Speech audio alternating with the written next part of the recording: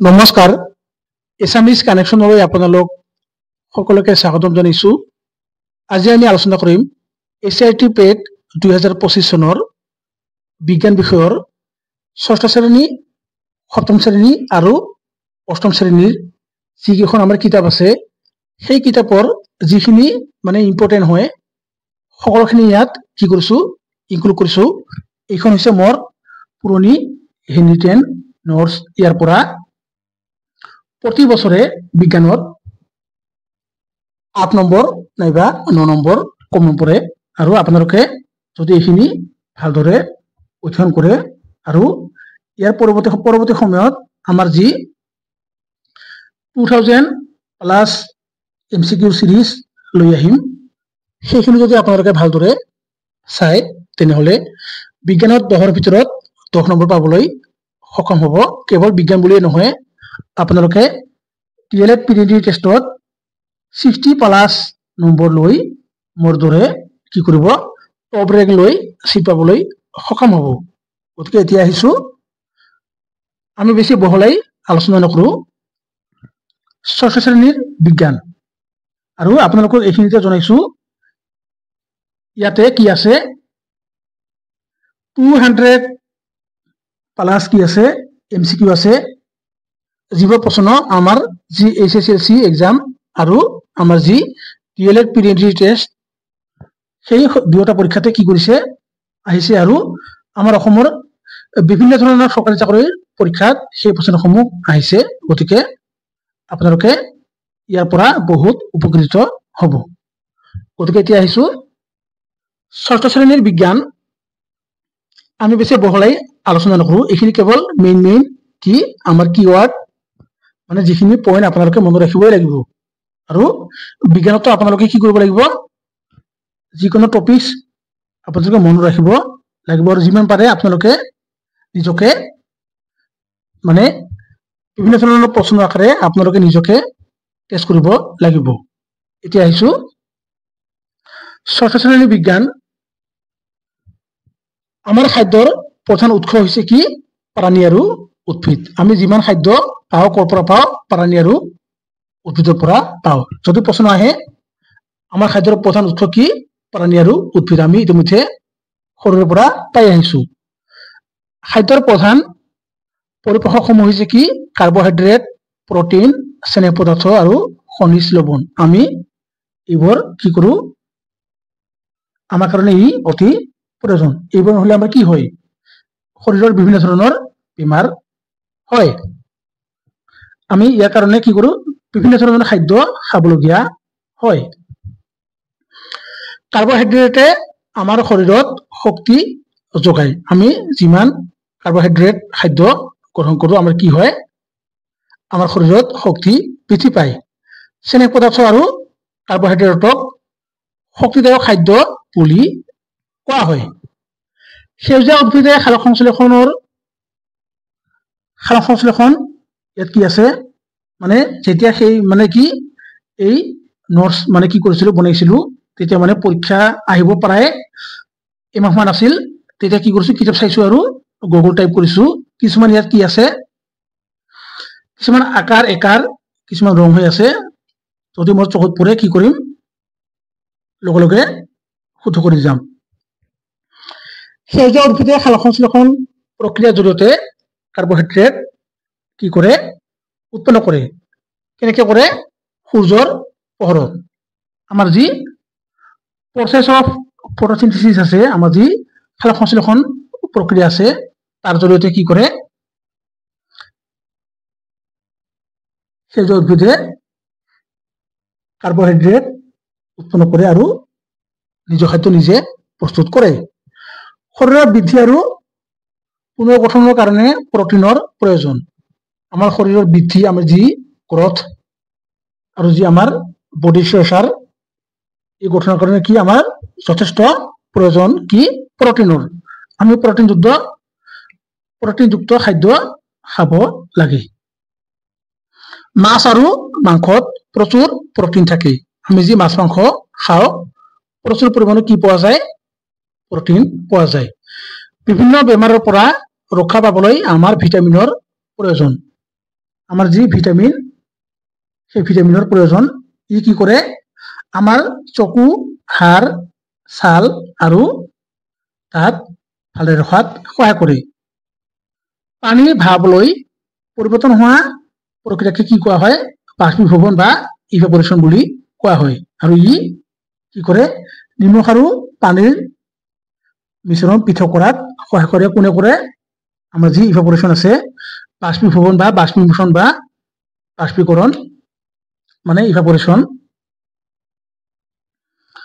সাগৰৰ পানী কি লুণীয়া মৃত্যু সাগৰত 1 লিটাৰ পানীত কি থাকে 300 গ্ৰাম নিমখ পোৱা যায় আৰু তাত যদি মানুহে কি কৰে ডুবিব বিচাৰে তথাপি ডুবিব নোৱাৰে কিয়নো 1 লিটাৰ পানীত 300 গ্ৰাম কি আছে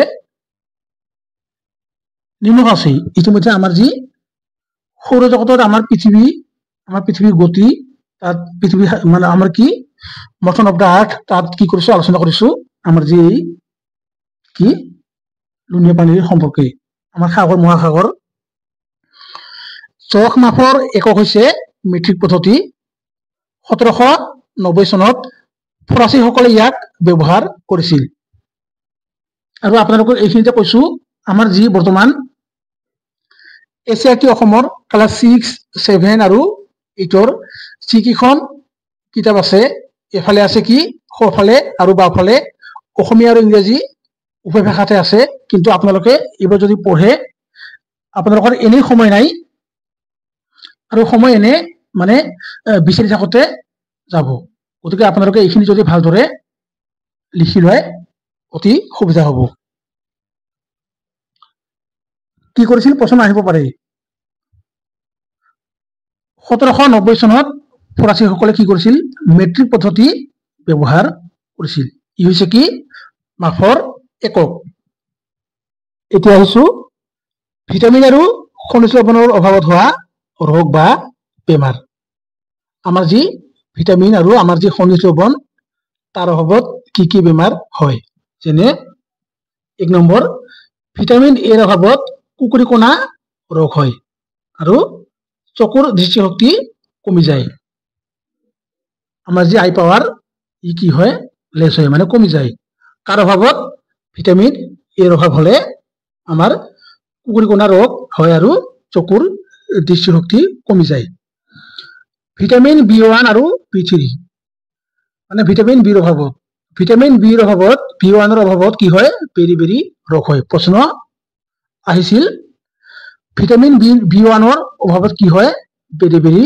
ৰোগ হয় আৰু ভিটামিন B3 ৰ অভাৱত কি হয় ছাল শক্তি ঘাঁ হোৱা ৰোগ হয় বা যাক ইংৰাজীত কি কোৱা হয় পেলাৰ্গা বুলি কোৱা হয় আৰু ভিটামিন C ৰ অভাৱত স্কাৰ্বি ৰোগ হয় মানে দাঁতৰ আলুৰ পৰা তেজ ওলায় আমাৰ যি দাঁতৰ বেমাৰ তাৰ লগত জড়িত ভিটামিন C ৰ অভাৱত কি হয় মানে ভিটামিন C লগত জড়িত আৰু ডক্টৰে কি কৰে ভিটামিন C যুক্ত কিছুমান খাদ্য খাবলৈ দিয়ে কিয় দাঁতৰ যি আমাৰ বেমাৰ হয় তেতিয়া আৰু কিছুমান টেবলেট দিয়ে ভিটামিন ডি ৰ অভাৱত ৰিকেট ৰোগ হয় মানে পয়া লগা ৰোগ হয় আৰু অস্টিওমালেচিয়া এই ৰোগ হোৱা দেখা যায় আইৰণৰ অভাৱত কি হয় এনিমিয়া ৰোগ হয় আৰু আমাৰ যে আইৰণ আমাৰ যে এনিমিয়া সেই এনিমিয়া ৰোগ কাৰ কাৰণে হয় আইৰণৰ অভাৱত হয় আৰু 2007 চনত নতুন দিল্লীৰ আমাৰ ভাৰতৰ যি ৰাজধানী তাত যে ছাত্ৰ ছাত্ৰী আছে তেওঁলোকৰ কি হৈছিল এই এনিমিয়া ৰোগ হৈছিল আৰু কি কৈছিল এনিমিয়া কেপচুল সৰকাৰি চিকিৎসালয়েৰ জৰিয়তে দিছিল আৰু কি হৈছিল সিহঁতৰ বেমাৰ ভাল হৈছিল আৰু আয়োডিন অথবা থাইৰক্সিন হৰমনৰ অভাৱত কি হয় কলগণ্ড ৰোগ হয় যাক কি কোৱা হয় ইংৰাজীত কৈটাৰ বুলি কোৱা হয় আপোনালোকে এইখিনি যিখিনি ইম্পৰ্টেন্ট টাৰ্মছ এইখিনি আপোনালোকে লিখি ল'ব বা মনত ৰাখিব তাৰপিছত লোৰ অভাৱত ৰক্তহীনতা হয় আমাৰ যি লো এই লোৰ অভাৱত কি হয় ৰক্তহীনতা হোৱা দেখা যায় এতিয়া আহিছো আমাৰ কি আমাৰ যি ষষ্ঠ শ্ৰেণীৰ বিজ্ঞান এইখিনি আছিল গুৰুত্বপূৰ্ণ। ইয়াৰ বাহিৰে আৰু বেছি প্ৰয়োজনীয় নাই, কিয়নো সেই সময়ত মই কি কৰিছিলো, কিতাপখন পঢ়িছিলো আৰু যিখিনি ইম্পৰ্টেণ্ট টাৰ্মছ হয়, যিখিনি ইম্পৰ্টেণ্ট কিৱাৰ্ড হয়, সেইখিনিয়ে কি কৰিছিলো, ইয়াত ইনক্লুড কৰিছিলো। এতিয়া আহিছো সপ্তম শ্ৰেণীৰ বিজ্ঞান। অলপ আগতে আলোচনা কৰিছো, সেউজীয়া উদ্ভিদে সালোক সংশ্লেষণ প্ৰক্ৰিয়াৰ জৰিয়তে নিজৰ খাদ্য নিজে প্ৰস্তুত কৰে কাৰণে ইহঁতক স্বপোষী বুলি কোৱা হয়। কি কৰে, নিজৰ খাদ্য নিজে প্ৰস্তুত কৰে, কাৰো ওপৰত নিৰ্ভৰশীল নহয়। সেইকাৰণে তাক কি কোৱা হয়, স্বপোষী উদ্ভিদ বুলি কোৱা হয়। কাক কোৱা হয়, সেউজীয়া উদ্ভিদ। যি আমাৰ গ্ৰীণ প্লান্টছ আছে, এইবোৰে কি কৰে, নিজৰ খাদ্য নিজে প্ৰস্তুত কৰে, মানে ক্ৰিয়েট অন ফুডছ। সকলো জীৱৰে শক্তিৰ মূল উৎস হৈছে সূৰ্য। আমাৰ যি সূৰ্য, এই সূৰ্যৰ ইমান মানে পাৱাৰ, সকলো জীৱৰ যিমান জীৱ আছে তাৰ মূল উৎস যি চৰ্চ, কি হৈছে কি, সূৰ্য, চান। আৰু সূৰ্য হৈছে শক্তিৰ প্ৰাথমিক একক। আপোনালোকে মনত ৰাখিব, সূৰ্য হৈছে শক্তিৰ প্ৰাথমিক একক আৰু সকলো জীৱৰ মূল উৎস হৈছে কি, সূৰ্য। সালোক সংশ্লেষণ প্ৰক্ৰিয়াত অক্সিজেন গেছ উৎপন্ন হয়, বহুত ইম্পৰ্টেণ্ট হয়। সালোক সংশ্লেষণ প্ৰক্ৰিয়াত কি হয়, অক্সিজেন গেছ উৎপন্ন হয় আৰু ই কি কৰে, O2 সৃষ্টি কৰে। অক্সিজেন গেছক জীৱই জীয়াই থাকিবৰ কাৰণে ব্যৱহাৰ কৰে। আৰু কি, যি জীৱ আমি কি কৰো, জীয়াই থাকিবৰ কাৰণে কি কৰো, অক্সিজেন গেছ আমি যি লওঁ, ই কি কৰে, সালোক সংশ্লেষণ প্ৰক্ৰিয়াৰ জৰিয়তে গেছ উৎপন্ন হয় আৰু আমি কি কৰো, এই অক্সিজেন গেছ আমি জীয়াই থাকিবৰ কাৰণে কি কৰো, ব্যৱহাৰ কৰো। ভেঁকুৰ হৈছে মৃতজীৱী। ই মৃত্যু হোৱা আৰু গেলি পচি যোৱা সামগ্ৰীৰ পৰা পৰিপুষ্টি গ্ৰহণ কৰে কাৰণ ইহঁতক মৃতজীৱী উদ্ভিদ বুলি কোৱা হয়। আমাৰ যি ভেঁকুৰ আছে, এই ভেঁকুৰ কি, ই হৈছে মানে মৃতজীৱী আৰু কি, ই গেলি পচি যোৱা সামগ্ৰীৰ পৰা পৰিপুষ্টি গ্ৰহণ কৰে আৰু সেইবাবে ইয়াক কি কোৱা হয়, মৃতজীৱী উদ্ভিদ বুলি কোৱা হয়। অমৰলতা হৈছে পৰজীৱী। আমি চিটাৰত মানে ইয়াৰ ওপৰত বিতংভাৱে পঢ়িছিলো, এইখিনি আৰু বহলাই নকওঁ, ইভিএছত পঢ়িছিলো। ইয়াৰ ৰং হৈছে কি, হালধীয়া। ই পশক উদ্ভিদৰ মানে উদ্ভিদ যি জোপা আছে তাৰ পৰা খাদ্য গ্ৰহণ কৰে। জীৱৰ উদ্ভিদ আৰু প্ৰাণীয়ে পুষ্টিৰ বাবে আমাৰ কি আনৰ ওপৰত নিৰ্ভৰশীল হয় আৰু কি কৰে, মানে বেলেগৰ ওপৰত নিৰ্ভৰশীল হয়, তাক পৰপুষ্ট জীৱ বুলি কোৱা হয়। মানে জীৱৰ উদ্ভিদ আৰু প্ৰাণীয়ে পুষ্টিৰ বাবে আনৰ ওপৰত, বেলেগৰ ওপৰত নিৰ্ভৰশীল হয় বা নিৰ্ভৰ কৰে, তাক পৰপুষ্ট জীৱ বুলি কোৱা হয়। কলচীয় উদ্ভিদ বা কেকটাছ প্লান্ট, ই কি কৰে, পোক পতংগ দুয়োটাকে খায় আৰু ই মেঘালয়ত পোৱা যায়, তাৰপিছত অষ্ট্ৰেলিয়াত পোৱা যায় আৰু ইণ্ডোনেছিয়াত পোৱা যায়। আৰু ইয়াক কি কোৱা হয়, পিচাৰ প্লান্ট বুলিও কোৱা হয়, কিয়নো ই কি কৰে, এই গছে মানে কি কৰে, এটা ফুল আছে, এই ফুলত কি কৰে, যিমান সাপ বেং পোক পৰুৱা আছে সকলো পৰে আৰু কি কৰে, যি মুখখন আছে, মুখত পাত আছে, পাতখন কি কৰি যদি সোমাই মানে গন্ধ এৰি দিয়ে, সেই গন্ধত মানে কি কৰে, যিমান সাপ বেং যিমান মানে কি আছে পোক পৰুৱা আছে সেইবোৰ আহি ইয়াত পৰে, পৰাৰ লগে লগে ই মানে পাতটোৱে কি কৰে, পাতত কি আছে, এই পাতত মানে এখন ঢাকনি আছে, ই মাৰি দিয়ে। তাৰপিছত আৰু ক'ত পোৱা যায়, মেঘালয়, ইণ্ডোনেছিয়া আৰু অষ্ট্ৰেলিয়াত পোৱা যায়। পাতত থকা সেউজীয়া ৰঞ্জক কণিকাক পত্ৰহৰিত বোলে আৰু পাতত পত্ৰহৰিত অৰ্থাৎ ক্লোরোফাইল 2 থাকে আমার যে পাত লিভস কি থাকে ক্লোরোফাইল 2 থাকে সেলেট পত্রহরিত অর্থাৎ ক্লোরোফাইল 2 থাকে কারণে ইয়ার রং হইছে কি সেউজিয়া সেলাই আমার যে সেলাই আছে তাত কি আছে ক্লোরোফাইল 2 থাকার কারণে হইছে কি ইয়ার রং সেউজিয়া হয় তোরা মাছে ক্যালসিয়াম কার্বনেটর টান খোলারে আবৰি থকা প্ৰাণীবোৰক খায় তোৰা মাছ আপোনালোকে ইউটিউবত সাৰ্চ কৰিব দেখা পাব পাটপলৰ পৰা পাটখুটা আৰু ভেড়া ছাগলীৰ পৰা আৰু ভেড়া ছাগলী আৰু ইয়াকৰ পৰা কি কৰা হয় ঊনসূতা তৈয়াৰ কৰা হয় ঊন আহৰণ কৰিবলৈ ভাৰতত ভেড়া পালন কৰা হয় এই ঊন ভেড়াৰ নম্বৰ পৰা পাওঁ যি ঊন কৰ পৰা পাওঁ ভেড়াৰ পৰা পাওঁ মানুহৰ শৰীৰৰ স্বাভাৱিক উষ্ণতা হৈছে 30 ডিগ্ৰী সেলসিয়াস থাৰ্মোমিটাৰ বা তাপমাত্ৰা হৈছে উষ্ণতা জুখিবলৈ ব্যৱহাৰ কৰা এক সঁজুলি আমাৰ যি থাৰ্মোমিটাৰ শৰীৰৰ জোৰ জুখিবলৈ থাৰ্মোমিটাৰ বা তাপমাত্ৰা ব্যৱহাৰ কৰা হয় আৰু ইয়াৰ উষ্ণতাৰ পৰিসৰ হৈছে 35 ডিগ্ৰীৰ পৰা 42 ডিগ্ৰীলৈ বহুত ইম্পৰ্টেন্ট যিখিনি ইয়াত কি আছে কিওয়াৰ্ড আছে এতিয়া আছো ইয়াৰ পৰা প্ৰশ্ন আহিব আপোনালোকে লিখি লওক অম্ল ক্ষাৰক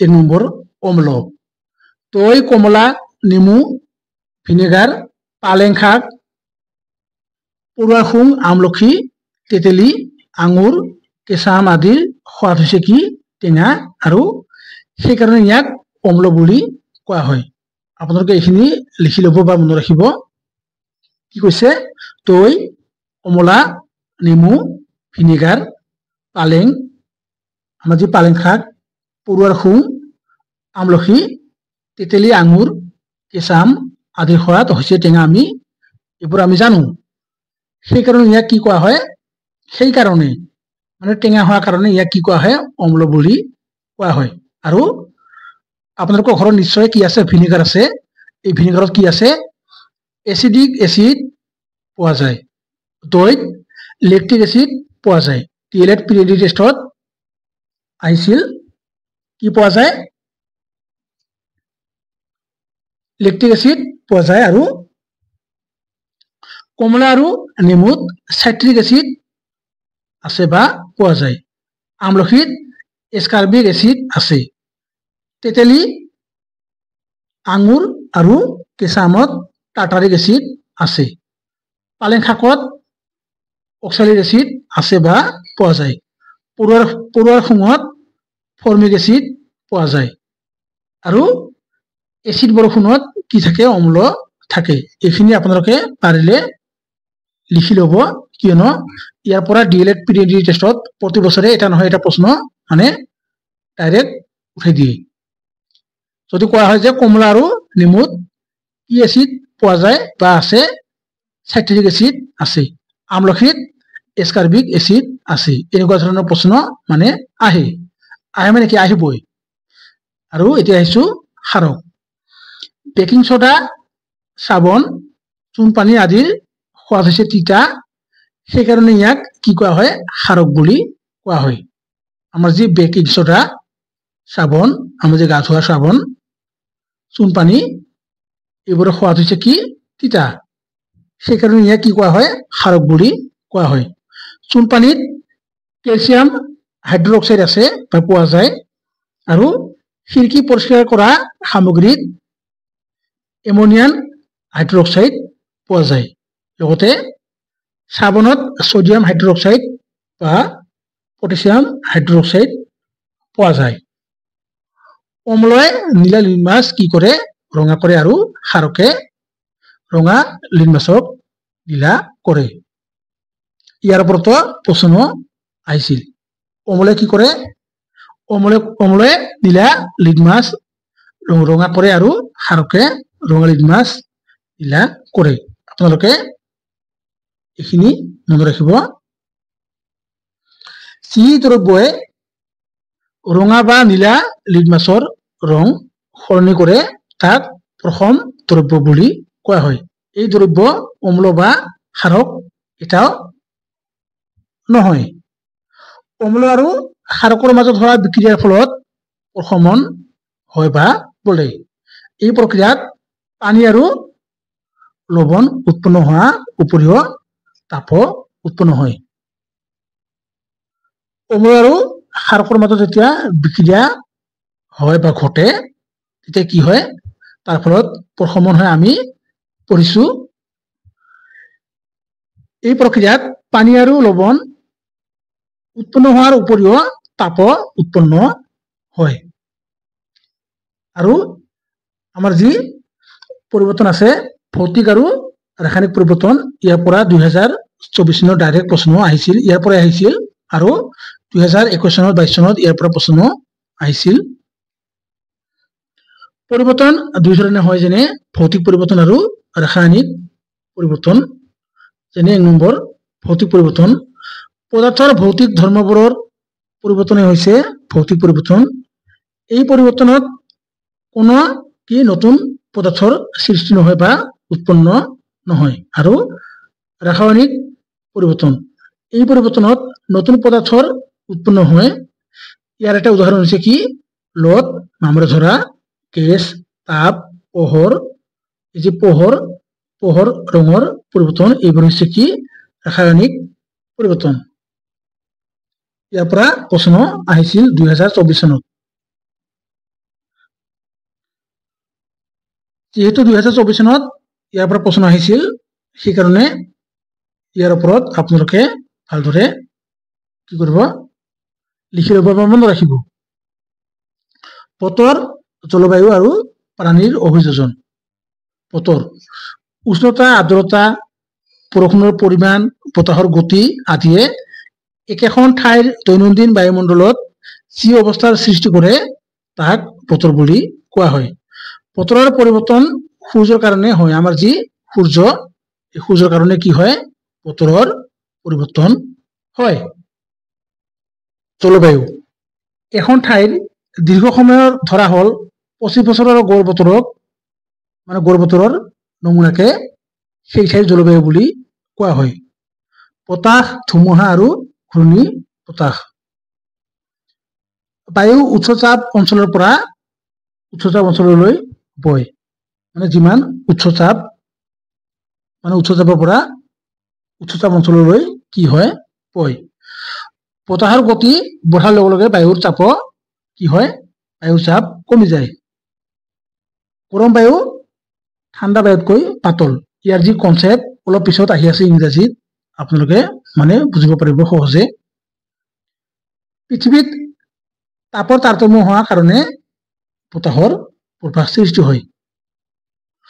মৌচুমী বতাহে পানী কঢ়িয়াই, পানী কঢ়িয়াই, সেইকাৰণে বৰষুণ হয়। মৌচুমী বতাহে কি বতাহে, মৌচুমী বতাহে পানী কঢ়িয়াই, সেইকাৰণে বৰষুণ হয়।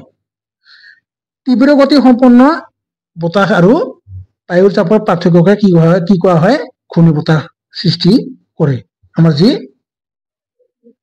তীব্ৰ গতিৰ বতাহ যেতিয়া সম্পন্ন হয় আৰু বায়ুৰ যি চাপ, সেই বায়ুৰ চাপৰ পাৰ্থক্য হৈছে কি ঘূৰ্ণী বতাহ বা ঘূৰ্ণী বতাহ সৃষ্টি কৰে। আপোনালোকে ইয়াৰ যি দুটা কি আছে শব্দ আছে মনত ৰাখিব।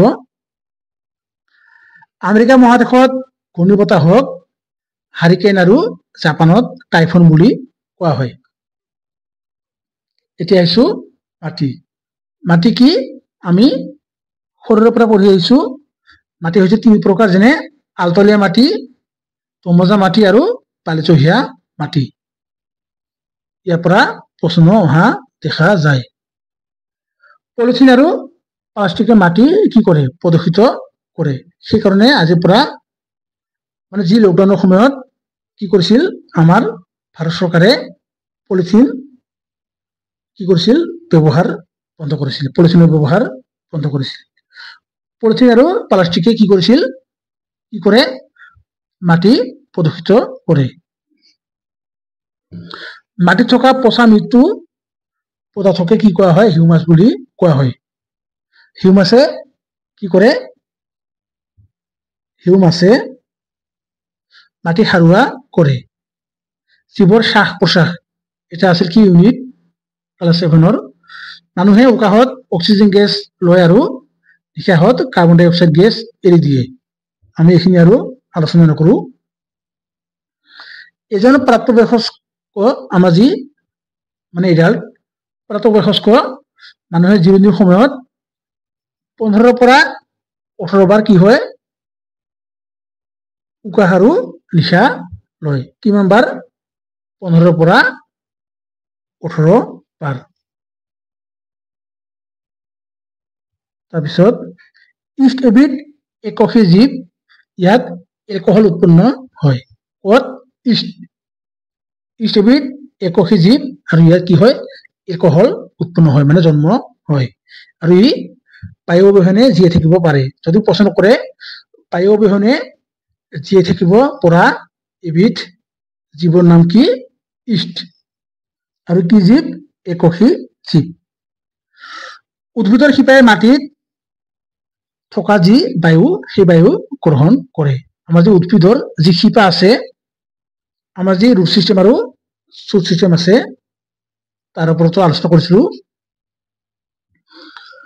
পঁইতাচোৰা শৰীৰলৈ সৰু সৰু ছিদ্ৰৰ যোগেদি বায়ু সোমায়। আমাৰ যি পঁইতাচোৰা, সেই পঁইতাচোৰাৰ কি শৰীৰলৈ সৰু সৰু কিছুমান ফুটা আছে, ছিদ্ৰ আছে, তাৰ জৰিয়তে কি কৰে? বায়ু সোমায়।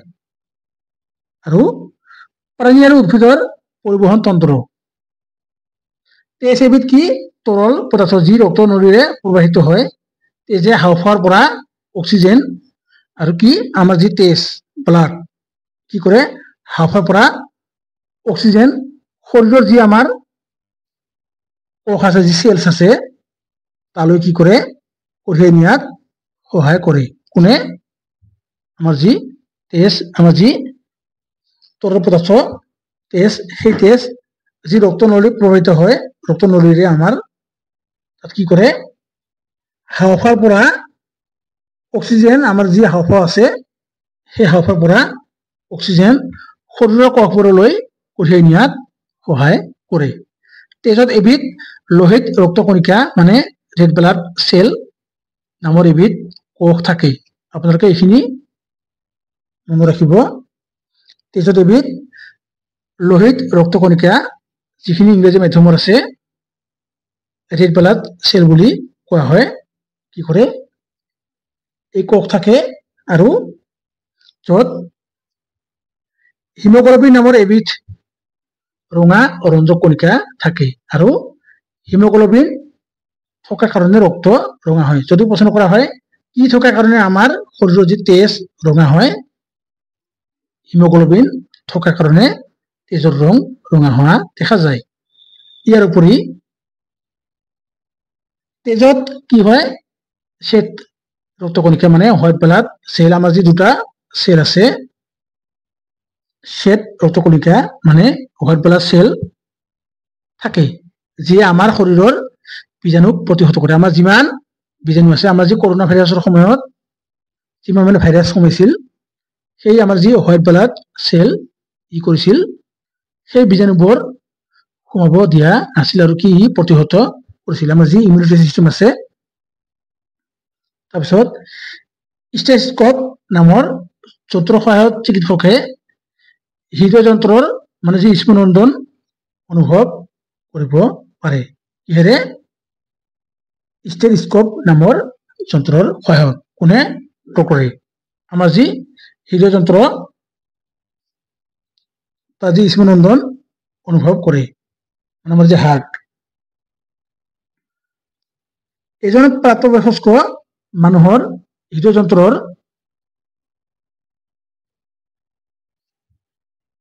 স্পন্দনৰ প্ৰতি মিনিটত 70 পৰা 70 to 80, মানে 70 পৰা 60 ভিতৰত থাকে 1 মিনিটত। ইয়াকে হৃদয় কি যন্ত্ৰৰ স্পন্দনৰ হাৰ বুলি কোৱা হয়। জাইলেম নামৰ সংবহন কলাৰে কি কৰে উদ্ভিদত পানী আৰু পোষক দ্ৰব্য পৰিবাহিত হয় যি জাইলেম এই জাইলেমৰ ওপৰত আমাৰ যি সিটেট পৰীক্ষা সেই সিটেট পৰীক্ষাত ইবিএছত মানে বাৰে বাৰে প্ৰশ্ন কিবা মানে কি কমন নিচিনা হৈছে মানে আহিব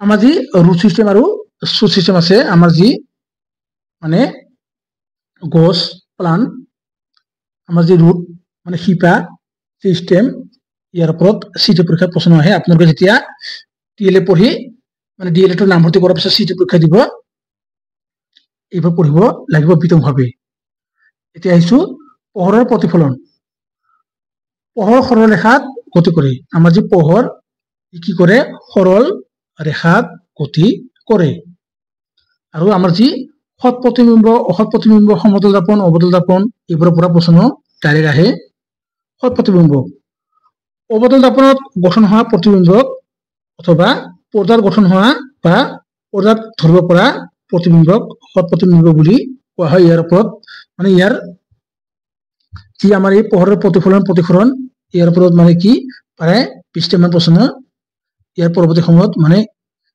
বিশেষভাৱে লৈ আহিম স্পেশাল অসৎ প্ৰতিবিম্ব সমতল দাপনত গঠন হোৱা প্ৰতিবিম্বক পৰ্দাত পেলাব পৰা নাযায় অথবা পৰ্দাত ধৰিব পৰা মানে ধৰিব নোৱাৰা প্ৰতিবিম্বক অসৎ প্ৰতিবিম্ব বুলি কোৱা হয় আমাৰ যি গ্লাছ আছে যি বাইকৰ আমাৰ যি বাছৰ এইবোৰৰ কথা কোৱা হৈছে সমতল দাপনে গঠন কৰা প্ৰতিবিম্ব থিয় হয় ই অসৎ আৰু লক্ষ্যবস্তুৰ সমান আকাৰৰ আমি যি ক্লাছ 8, 9, 10 যি আমাৰ মেট্ৰিক পৰীক্ষা তাত পঢ়িছো অবতল দাপনে কি সৎ আৰু উলটা প্ৰতিবিম্ব গঠন কৰিব পাৰে উত্তল দাপনৰ দ্বাৰা মানে উত্তল দাপনৰ জৰিয়তে গঠন হোৱা প্ৰতিবিম্ব থিয় অসৎ আৰু লক্ষ্যবস্তুৰ তুলনাত সংকুচিত হয় আৰু আছে কি উত্তল লেন্সে সৎ আৰু উলটা প্ৰতিবিম্ব গঠন কৰিব পাৰে অবতল লেন্সে সদায় থিয় অসৎ আৰু লক্ষ্যবস্তুৰ তুলনাত সংকুচিত প্ৰতিবিম্ব গঠন কৰে আৰু বগা পোহৰ 7টা ৰঙেৰে গঠিত সেই কিতাপত আছিল যে আমাৰ বগা পোহৰ ই 7টা ৰঙেৰে গঠিত পোহৰৰ প্ৰতিফলনৰ গুৰুত্বপূৰ্ণ আমাৰ যি প্ৰশ্নৰ সেৱা বুকৰ সেই প্ৰশ্নসমূহ ইয়াৰ কোনো অপচন দিয়া নাই ডাইৰেক্ট মানে কি প্ৰশ্ন আছে মানে ডাইৰেক্ট উত্তৰ পাব আপোনালোকে কিয়নো একেবাৰে সহজ হ'ব বাৰে বাৰে আৰু এমসিকিউ টাইপ কৰা নাছিলো কেৱল পঢ়ি গৈছো আৰু নোটছ বনাই গৈছিলো আৰু ৰিভিজন দিছিলো অবতল দাপনে উৎপন্ন কৰা প্ৰতিবিম্বক সৎ আৰু কি অসৎ দুয়োটাই হ'ব পাৰে উত্তল দাপনে উৎপন্ন কৰা প্ৰতিবিম্ব অসৎ আৰু সংকুচিত গাড়ীৰ পিছলৈ চোৱা দাপন হিচাপে ব্যৱহাৰ কৰা হয় উত্তল দাপন আমাৰ যি এই গাড়ীৰ পিছলৈ চোৱা দাপন হিচাপে কি ব্যৱহাৰ কৰা হয় উত্তল দাপন সমতল দাপনত উৎপন্ন প্ৰতিবিম্ব কি হয় সদায় কি হয় অসৎ থিয় আৰু সমান হোৱা দেখা যায় উত্তল দাপনৰ দৃষ্টিক্ষেত্ৰ আটাইতকৈ বহল আমাৰ যি উত্তল দাপন আছে এই দৃষ্টিক্ষেত্ৰ আটাইতকৈ বহল এখন অবতল দাপনে লক্ষ্যবস্তুৰ সমান আমাৰ যি লক্ষ্যবস্তু আছে সেই লক্ষ্যবস্তুৰ সমান আকাৰৰ সৎ প্ৰতিবিম্ব গঠন কৰিবলৈ লক্ষ্যবস্তুটো থব লাগিব মানে ক'ত থব লাগিব ভাঁজ কেন্দ্ৰত এই প্ৰশ্নটো ডিলেটত আহিছিল এখন অবতল দাপনে লক্ষ্যবস্তুৰ সমান আকাৰৰ সৎ প্ৰতিবিম্ব গঠন কৰিবলৈ সেই লক্ষ্যবস্তুটো থব লাগিব ডেশ ক'ত ভাঁজ কেন্দ্ৰত অসীমত থকা কোনো লক্ষ্যবস্তুৰ বাবে গোলাকাৰ দাপন এখনে প্ৰতিবিম্ব গঠন কৰে ক'ত মুখ্য ফকাছত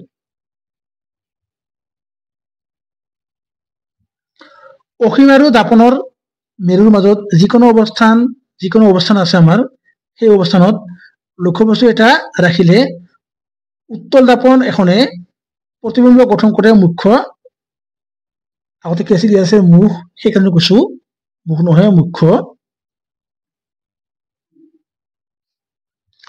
অসীম আৰু তাপনৰ মেৰুৰ মাজত যিকোনো অৱস্থানত লক্ষ্যবস্তু এটা ৰাখিলে উত্তল তাপন এখনে প্ৰতিবিম্ব গঠন কৰে মুখ্য ফোকাছ আৰু তাপনৰ মেৰুৰ মাজত অৱতল তাপন এখনৰ মুখ্য ফোকাছত ৰখা লক্ষ্যবস্তুৰ বাবে উৎপন্ন প্ৰতিবিম্বৰ অৱস্থান কি সীমিত নহয় অৱতল তাপন এখনৰ ভাঁজ কেন্দ্ৰ ৰখা লক্ষ্যবস্তু আৰু লক্ষ্যবস্তুৰ বাবে উৎপন্ন প্ৰতিবিম্বৰ স্থান হৈছে ভাঁজ কেন্দ্ৰ এই প্ৰশ্নটো দুবাৰ ৰিপিট হৈছে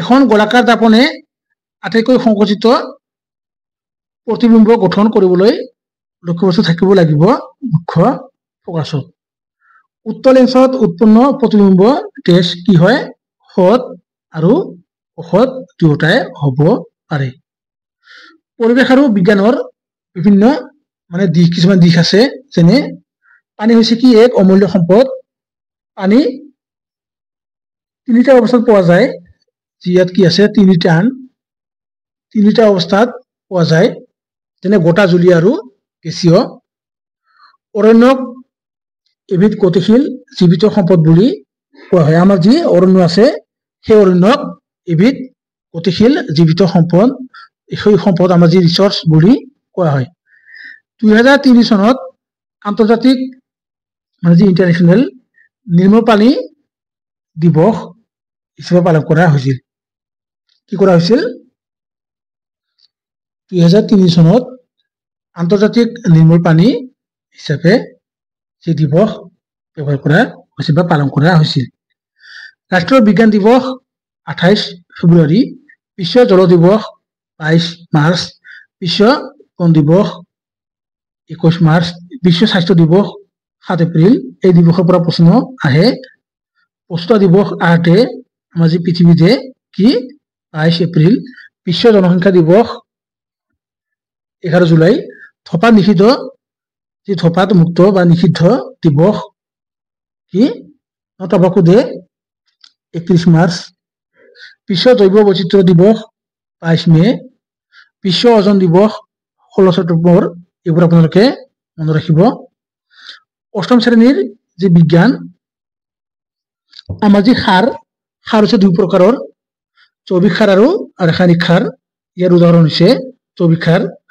জৈৱিক সাৰ এবিধ জৈৱ দ্ৰব্য জৈৱিক সাৰ পথাৰত প্ৰস্তুত কৰিব পাৰি যেনে আমাৰ যি গৰুৰ গোবৰ সেই গৰুৰ গোবৰ হৈছে কি জৈৱিক সাৰ আপোনালোকে নিশ্চয় অৱগত আমাৰ যি গৰুৰ গোবৰ কোনো ধৰণৰ টকা পইচা নালাগে জৈৱিক সাৰে মাটিত হিউমাছ যোগান ধৰে আৰু ৰাসায়নিক সাৰ কল কাৰখানাত প্ৰস্তুত কৰা হয় যেনে ইউৰিয়া এমনিয়াম সালফেট আমাৰ যি পথাৰত দিয়ে দোকানৰ পৰা কিনি আনি সুপাৰ ফসফেট আৰু বহুত কিবাখিনি ওলাইছে পটাছ এনপিকে অৰ্থাৎ নাইট্ৰজেন ফসফৰাছ পটাছিয়াম আদি ৰাসায়নিক সাৰে মাটিত হিউমাছ যোগান ধৰিব নোৱাৰে আৰু কি গোবৰে পাৰে জৈৱিক সাৰে পাৰে আৰু ৰাসায়নিক সাৰে নোৱাৰে কিন্তু এই ৰাসায়নিক সাৰৰ ফলত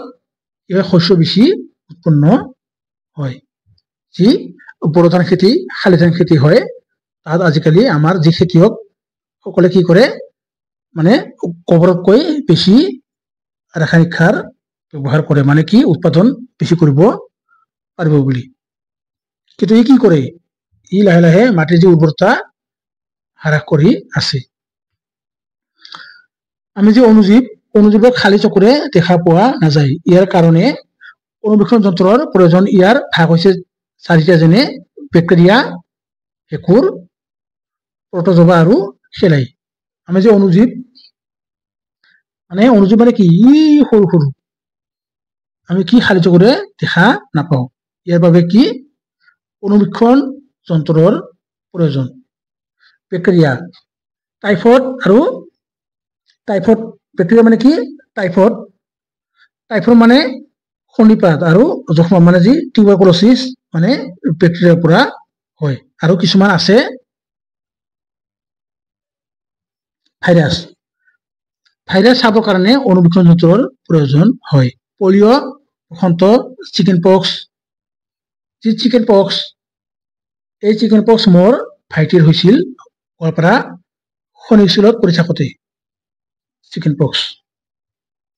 জ্বৰ, কাহ, চৰ্দি, ইনফ্লুৱেঞ্জা, হেপাটাইটিছ এইবোৰ হৈছে কি ভাইৰাছৰ বাবে হোৱা বেমাৰ।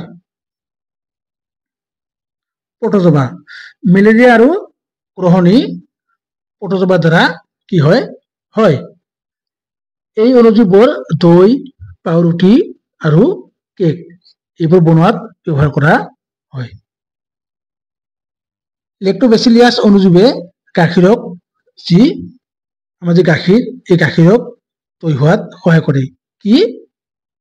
এই লেক্টোবেচিলাছ অনুজীৱে। আলেকজাণ্ডাৰ, যি আমাৰ আলেকজাণ্ডাৰ আছে, আলেকজাণ্ডাৰ ফ্লেমিঙে কৈছিল যে ভেঁকুৰৰ বেক্টেৰিয়া বৃদ্ধি কৰে। আমাৰ যি ভেঁকুৰ, এই ভেঁকুৰৰ বেক্টেৰিয়া বৃদ্ধি কৰে। মানে ভেঁকুৰে বেক্টেৰিয়া কি কৰে? বৃদ্ধি কৰে। তেওঁ ভেঁকুৰৰ পৰা পেনিচিলিন আৱিষ্কাৰ কৰিছিল। কোনে?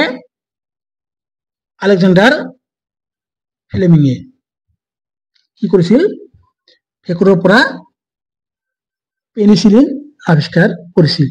কলেৰা, বসন্ত, হেপাটাইটিছ আৰু যক্ষ্মা বেমাৰক প্ৰতিষেধক চিটা মানে ভেকচিন, এই ভেকচিন দি প্ৰতিৰোধ কৰিব পৰা যায়। কাক? কলেৰা, বসন্ত, হেপাটাইটিছ আৰু যক্ষ্মা, যি আমি টিবি বুলি কওঁ, ইয়াক কি কৰিব পৰা যায়? প্ৰতিৰোধ কৰিব পৰা যায় ভেকচিন মানে বেজি দি। এডৱাৰ্ড, মনত ৰাখিব, এডৱাৰ্ড জনাৰে বসন্ত প্ৰতিৰোধক চিটা আৱিষ্কাৰ কৰিছিল। কলেৰা, চৰ্দি, মাজুৱাই মানে যি চিকেন পক্স আৰু যক্ষ্মা হৈছে সংক্ৰামক ৰোগ। মানে এজনৰ পৰা আনজনলৈ কি কৰে? ই ক্ষতি কৰে। কিন্তু এইবোৰ নহয়।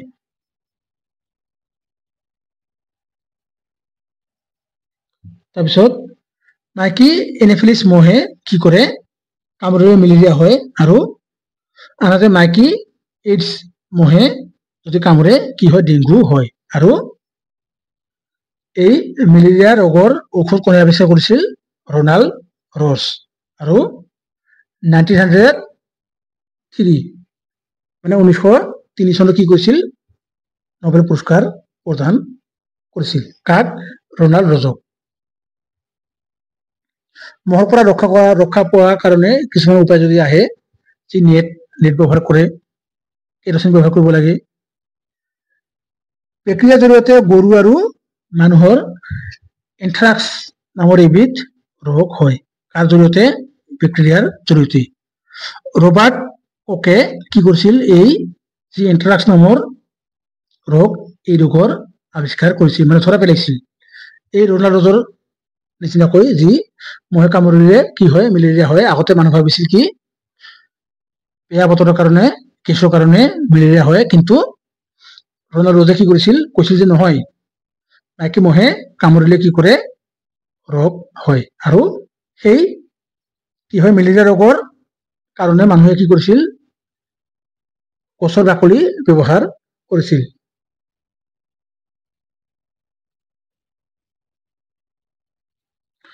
পলিথিন আৰু পিভিসি হৈছে থাৰ্মোপ্লাষ্টিকৰ উদাহৰণ।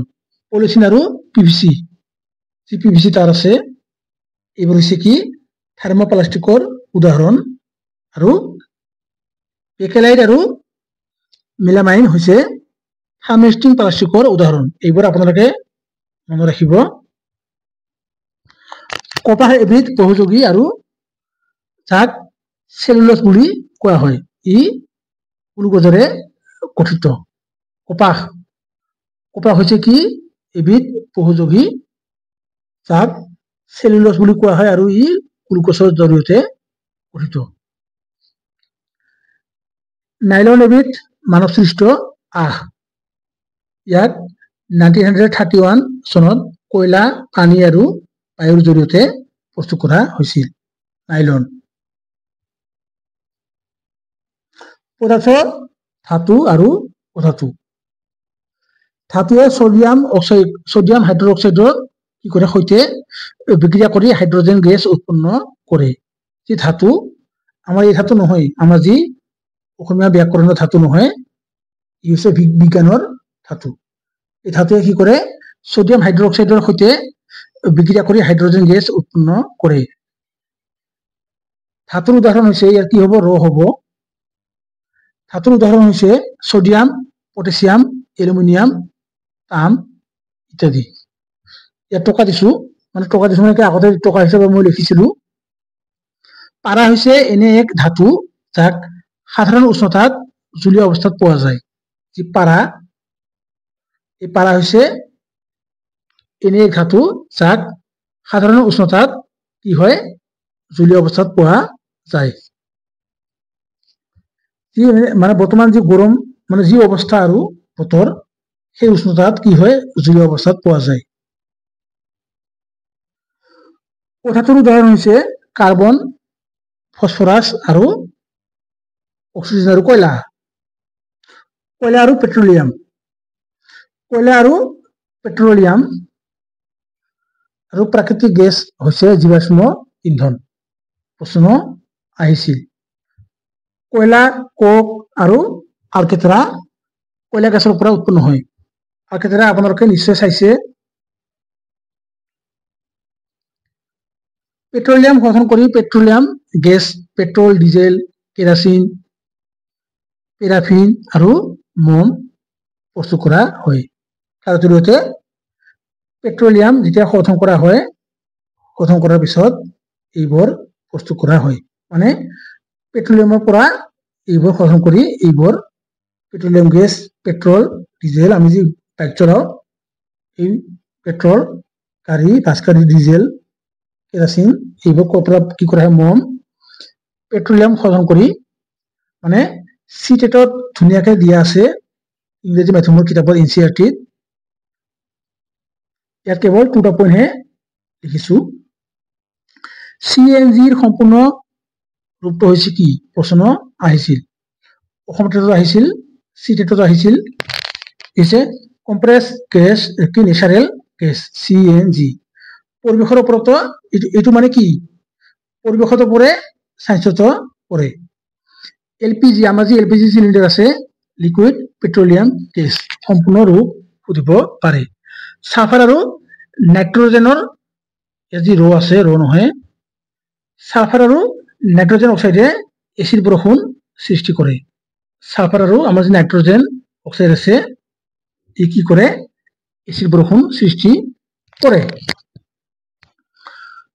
উদ্ভিদ আৰু প্ৰাণী সংৰক্ষণ এটা ইউনিট আছিল জীৱ প্ৰাণীৰ সংখ্যা এটা নিৰ্দিষ্ট পৰ্যায়লৈ হ্ৰাস হৈ বিলুপ্তিৰ পথলৈ গৈ থাকে বা গৈ আছে তাক বিপন্ন প্ৰাণী বুলি কোৱা হয় মানে জীৱ প্ৰাণী এটা নিৰ্দিষ্ট পৰ্যায়লৈ হ্ৰাস হৈ বিলুপ্তিৰ পথলৈ গৈ আছে প্ৰাণী বুলি ক'লে মাছ আছে যেনে ডট তাৰপিছত মাছ আছে জীৱ জন্তু আছে মানে প্ৰাণী মাছো আছে কিছুমান গছ আছে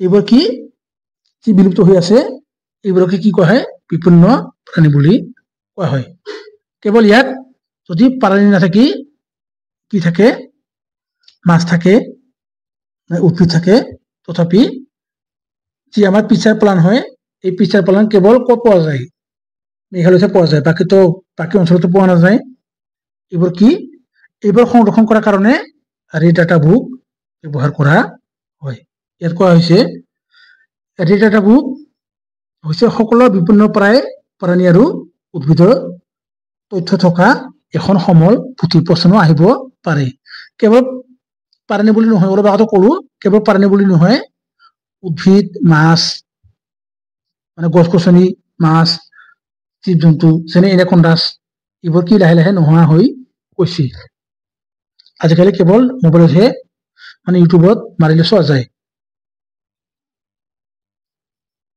প্ৰাণীৰ প্ৰজনন ইয়াত কি আছে কিছুমান মিষ্টেক আছে মানে কি ডাবল ডাবল হৈছে মানে সেই সময়ত মানে কি পৰীক্ষা মানে সময় একেবাৰে হাতত নাছিল সেই কাৰণে মানে পঢ়ি গৈছো আৰু টাইপ কৰি গৈছো কিছুমান মানে ওয়াৰ্ড ৰ হৈ আছে আকাৰিকাৰ হৈ আছে এনেকুৱা প্ৰাণীৰ প্ৰজনন দুই ধৰণে হয় যেনে যৌন প্ৰজনন আৰু অযৌন প্ৰজনন মানুহ গৰু কুকুৰ মানে যিমান এইবোৰ কি আছে মানুহ গৰু কুকুৰ ছাগলী ভেড়া এইবোৰে কি কৰে পোৱালি জগে কাৰণে ইহঁতক কি কোৱা হয় চৰায়ুজ প্ৰাণী বুলি কোৱা হয় হাতী বাঘ এইবোৰ কি কৰে পোৱালি জগায় কুকুৰা ভেকুলী পখিলা আৰু জেঠী আদিয়ে কণী পাৰে সেইকাৰণে ইহঁতক কি কোৱা হয় ডিম্বজ প্ৰাণী বুলি কোৱা হয় আৰু আপোনালোকক এইখিনিতে মানে এটা শৰ্ট ট্ৰিক দিছো আপোনালোকে মনত ৰাখিব যি চৰায়ুজ প্ৰাণী আৰু ডিম্বজ প্ৰাণী বুলি কোৱা হয় মানে জীৱৰ জন্তুৰ মানে জীৱ প্ৰাণীৰ বাহিৰত কাণ দেখা পোৱা যায় সেইবোৰ প্ৰাণীয়ে কি কৰে পোৱালি জন্ম দিয়ে আৰু জীৱ প্ৰাণীৰ কি হয় বাহিৰত কাণ দেখা পোৱা নাযায় সেইবোৰ প্ৰাণীয়ে কি কৰে কণী পাৰে যেনে সাপ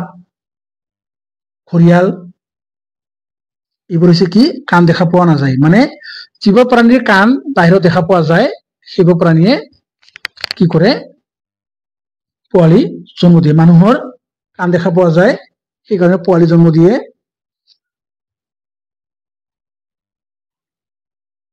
আৰু যে বাদুলিটো আপোনালোকে নিশ্চয় চাইছে কোন প্ৰাণীয়ে পোৱালি জন্ম দিয়ে আপোনালোকে কমেন্ট কৰি জনাব তাৰপিছত ইয়াত এটা কি আছে মানে এৰিছো বাঘক ৰক্ষা কৰিবৰ বাবে চৰকাৰে বেঘৰ প্ৰকল্প আৰম্ভ কৰিছে আৰু কোম্পানাংক হাজত মানে কি এই সেট হাৰজতত প্ৰকাশ কৰা হয় এতিয়া আহিছো আমাৰ যি ষষ্ঠ শ্ৰেণী সপ্তম শ্ৰেণী আৰু অষ্টম শ্ৰেণীৰ যি আমাৰ ডিএলএড আৰু সেৱা পৰীক্ষাত এছএছএলসি এক্সামত আহি থাকে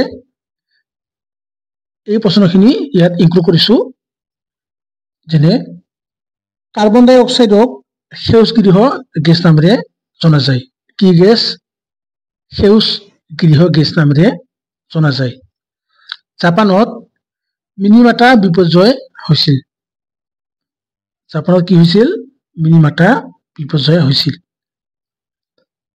কাৰ্বন মন অক্সাইডৰ প্ৰদূষণৰ প্ৰধান উৎস হৈছে কি যান বাহন যেনে ৰেল আমাৰ যিমান যাতায়াত আছে যি আমাৰ ৰেল বাছ প্ৰটন আৰু নিউট্ৰনৰে কি হয় পৰমাণু এটাৰ কেন্দ্ৰ গঠিত হয় 1984 চনত ভোপাল যি দুৰ্ঘটনা এই দুৰ্ঘটনা হৈছিল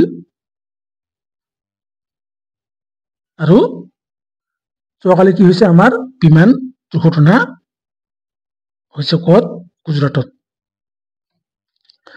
পানী প্ৰদূষণৰ ফলত কলেৰা আৰু টাইফয়েড কি হয় ৰোগ হয় বা বেমাৰ হয় কাৰ ফলত পানী যেতিয়া প্ৰদূষণ হয় কি হয় কলেৰা হয় আৰু টাইফয়েড হয় বিদ্যুৎ প্ৰবাহৰ এছআই একক হৈছে কি এম্পিয়াৰ প্ৰশ্নটো আহিছিল কত ডিএলএডত বতাহৰ গতিবেগ জোখা যি যন্ত্ৰ আছে এই যন্ত্ৰটোৰ নাম হৈছে কি এনিমিটাৰ ভূমিকম্প জোখা যন্ত্ৰটোৰ নাম হৈছে কি ৰিক্টাৰ স্কেল এইবোৰ হৈছে কি একোটা মানে প্ৰশ্ন যত কি আছিল এমসিকিউ আকাৰত আছিল আৰু কিতাপৰ পৰা সেই প্ৰশ্নখিনি কি কৰিছো এমসিকিউ অপশনটো মানে কি কৰি উঠাই দি ডাইৰেক্ট কি কৰিছো 2টা পইণ্ট লিখিছো যাতে মানে সময় ৰাহি হয় বাৰে এমসিকিউ পঢ়ি থাকিম নেকি মানে কি কৰিছো কেৱল লিখিছো আৰু পঢ়ি গৈছো আপোনালোকে তেনেকে কৰিব কেৱল বিজ্ঞানৰ ক্ষেত্ৰত আৰু পাৰিলে বাকী যি বিষয় আছে সেই বিষয় ক্ষেত্ৰতো আপোনালোকে পঢ়িব পাৰে, মানে লিখি উলিয়াব পাৰে। ভূমিকম্প জোখা যন্ত্ৰটোৰ নাম ৰিক্টাৰ স্কেল, ইতিমধ্যে ক'লো। আমাৰ ইন্দ্ৰিয় হৈছে 5টা, প্ৰশ্ন আহিছিল। যদি প্ৰশ্ন আহে আমাৰ ইন্দ্ৰিয় কেইটা? 5টা। যেনে শ্ৰৱণ, এটা ৰেডিঅ' কাৰ্বন সময় নিৰ্ধাৰণ জীৱন ইন্ধনৰ সৈতে কি হয়? জড়িত হয়। সূৰ্যৰ পোহৰৰ পৰা আমি কি পাওঁ? ভিটামিন ডি পাওঁ। যিবোৰ অস্টিঅপৰচিছ বেমাৰ হয়, মানে ষ্ট্ৰোক হোৱাৰ পিছত কিছুমান বেমাৰ হয়, অস্টিঅমালেচিয়া, অস্টিঅপৰচিছ, এইবোৰ ৰোগী কি হয়? মানে ৰ'দৰ পোহৰত থাকিব লাগে অতি কমেও 10 পৰা 15 মিনিট। তেতিয়া কি হয়? ভিটামিন পোৱা যায়। আৰু কেৱল এইবোৰ মানুহে নহয়, আমাৰ যি মানে সাধাৰণ মানুহ তেওঁলোকেও ৰ'দৰ পোহৰত মানে অতি কমেও 10 পৰা 15 মিনিট থাকিব লাগে। আৰু কিছুমান যে বেংকত কাম কৰে, এই মানুহবোৰে কি ৰ'দৰ পোহৰ প্ৰায়ে নাপায়। মানুহৰ শৰীৰৰ আটাইতকৈ সৰু গ্ৰন্থিটো কি? পিটুইটাৰী। প্ৰশ্নটো আহিছিল। মানুহৰ শৰীৰৰ আটাইতকৈ সৰু গ্ৰন্থিটোৰ নাম কি বুলি প্ৰশ্ন আহিছিল। ই হৈছে পিটুইটাৰী। তাৰপিছত কেঁচুৱে মাটিৰ উৰ্বৰতা বৃদ্ধি কৰে। ভিটামিন আৰু খনিজ পদাৰ্থ খাদ্যত সংৰক্ষণাত্মক খাদ্য থাকে। কেলছিয়াম আমাৰ শৰীৰৰ দাঁত আৰু হাড়ৰ গঠনৰ কাৰণে আটাইতকৈ গুৰুত্বপূৰ্ণ। মানুহৰ শৰীৰত 206ডাল হাড় আছে। প্ৰশ্নটো আহিছিল। কিমান ডাল? 206ডাল। কাছত শব্দৰ তৰংগৰ বেগ আটাইতকৈ বেছি। ক'ত? কাছত। পোহৰ তৰংগ হৈছে অনুতপ্ত তৰংগ। স্নায়ুতন্ত্ৰৰ মূল হৈছে মগজু। আমাৰ যি স্নায়ুতন্ত্ৰ আছে তাৰ মূল হৈছে কি? মগজু। মানে আমাৰ যি ব্ৰেইন নাথাকিলে আমি একো কৰিব নোৱাৰো। এজন সুস্থ মানুহৰ শৰীৰৰ উত্তাপ হৈছে কিমান ডিগ্ৰী চেলছিয়াছ? 37 degree Celsius. জুই জ্বলাবলৈ অক্সিজেন গেছ ব্যৱহাৰ কৰা হয়। কি গেছ? Oxygen gas. মানুহৰ শৰীৰৰ আটাইতকৈ ডাঙৰ হাড়ৰ নাম হৈছে কি? উৰ্বস্থি। এই প্ৰশ্নটো DLED পৰীক্ষাত আহিছিল। সৌৰজগতৰ কেন্দ্ৰ হৈছে কি? সূৰ্য। ক'ত আহিছিল? বিজ্ঞানত আহিছিল DLEDত। মংগল গ্ৰহক ৰঙা গ্ৰহ বুলি কোৱা হয়। ক'ত আহিছিল? ছচিয়েলত, কিন্তু বিজ্ঞানত সোমাই আছে। ৰবাৰ্ট হুকে কোষ আৱিষ্কাৰ কৰিছিল। কোনে আৱিষ্কাৰ কৰিছিল? ৰবাৰ্ট হুকে। হিউৱেন হুকে অনুবীক্ষণ যন্ত্ৰ আৱিষ্কাৰ কৰিছিল। কোনে? হিউৱেন হুকে। চেলেইডেন আৰু সোৱানে কোষ মতবাদ আগবঢ়াইছিল। কোনে? চেলেইডেন আৰু সোৱানে। লেমাৰ্কে বায়'লজি শব্দটো কি কৰিছিল? পোনপ্ৰথমবাৰৰ বাবে আগবঢ়াইছিল। পাট, মুগা আৰু পলু পোহৰ অধ্যয়নক কোৱা হয় ৰেচম শিল্প। মানে পোহা মানে কি হৈছে ইয়াত? যি পোহা, যিয়ে পাট, মুগা, পলু পোহে, সেই পোহাৰ অধ্যয়নক ষ্টাডি কি কোৱা হয়? ৰেচম শিল্প। আৰু যিয়ে মাছৰ কি কৰে? যে মাছ উৎপাদন কৰে, মানে যিয়ে মাছ কি কৰে? যি আমাৰ পুখুৰীত মাছ উৎপাদন কৰে, তেওঁ কি কোৱা হয়? পিচিকালচাৰ বুলি কোৱা হয়। শেলাই উদ্ভিদত সংবহন কলা থাকে নে নাথাকে? নাথাকে। প্ৰশ্ন আহিছিল। যকৃত ৰোগৰ যি যকৃত ৰোগ আছে, এই ৰোগ সৃষ্টি কৰা কৃত্ৰিমটো হৈছে কি? ফেচিউলা। এৰিস্টটলৰ মানে আমাৰ যি এৰিস্টটল ই হৈছে কি জীৱ বিজ্ঞানৰ জনক আমাৰ যি এৰিস্টটল ৰুছো আপোনালোকৰ মানে যিবোৰ মানে ল'ৰা ছোৱালী বা ছাত্ৰ ছাত্ৰীয়ে এছপাৰেণ্টলি কি কৰিছে এডুকেশ্যন মেজৰলৈ পঢ়িছে তেওঁলোকে নিশ্চয় আমাৰ যি এৰিস্টটল আৰু যি আমাৰ ৰুছো আছে নিশ্চয় অৱগত ভ্ৰূণৰ গঠন আৰু বিকাশ সম্বন্ধীয় অধ্যয়নক কোৱা হয় ভ্ৰূণ বিদ্যা নেফ্ৰিডিয়া হৈছে কেঁচুৰ ৰেশম নাম মানে নাম মানে কিছুমান টাইপ কি হৈছে ইয়াত হৈছিল মজ হৈছে এই প্ৰশ্নটো আপোনালোকে চাব নালাগে মই কমেন্ট কৰি জনাই দিম আৰু এটা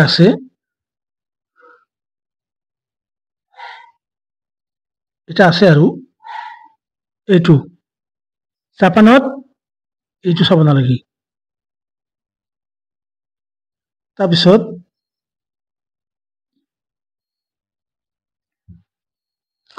মজ হৈছে উদ্ভিদ জগতৰ ভিতৰত উভচৰ আৰু উভচৰ বা ইয়াত মানে কি হৈছে উভচৰ বুলি জনা যায় মজ হৈছে উদ্ভিদ জগতৰ ভিতৰত উভচৰ মানে উভচৰ বুলি জনা যায় উইলিয়াম হাৰ্ভে মানৱ দেহত ৰক্ত সঞ্চালন সম্পৰ্কে প্ৰথমবাৰৰ বাবে কি কৰিছিল ব্যাখ্যা আগবঢ়াইছিল মানে এক্সপ্লেইন কৰিছিল স্পঞ্জ প্ৰাণীৰ চলন ক্ৰিয়া নাই এইবোৰ একোটা প্ৰশ্ন মানে পৰীক্ষাত আহিছিল কাজ হৈছে সৰীসৃপ শ্ৰেণীৰ অন্তৰ্ভুক্ত